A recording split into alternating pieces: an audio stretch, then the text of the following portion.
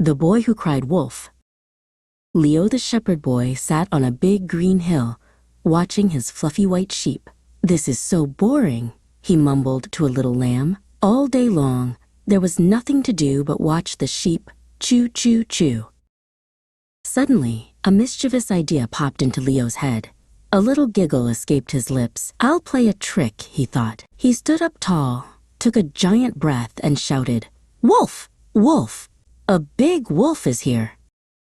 Down in the village, the baker and the blacksmith heard his cries. "Goodness me," said the baker, dropping a loaf of bread. "The boy is in trouble." They grabbed a rolling pin and a hammer and huffed and puffed their way up the hill. When they got to the top, there was no wolf. There was only Leo, rolling in the grass and laughing. "I tricked you," he howled with laughter. The baker and the blacksmith were not happy. "That is not a funny trick, Leo," said the blacksmith sternly. The very next day, Leo was bored again. "That was so much fun, I'll do it again," he decided. He jumped up and yelled, even louder than before, "Wolf! Wolf! Help! A wolf is really here this time."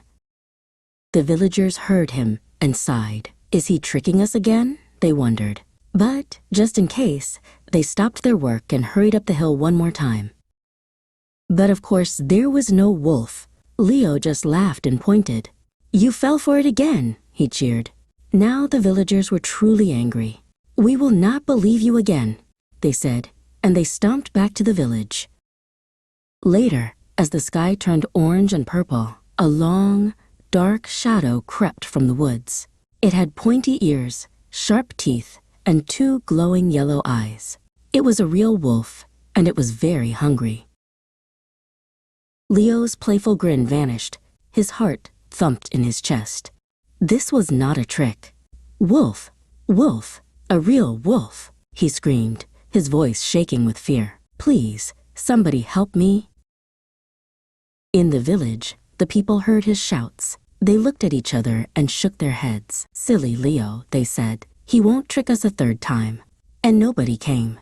Leo learned a hard lesson that day. When you always tell lies, nobody will believe you, even when you are telling the truth.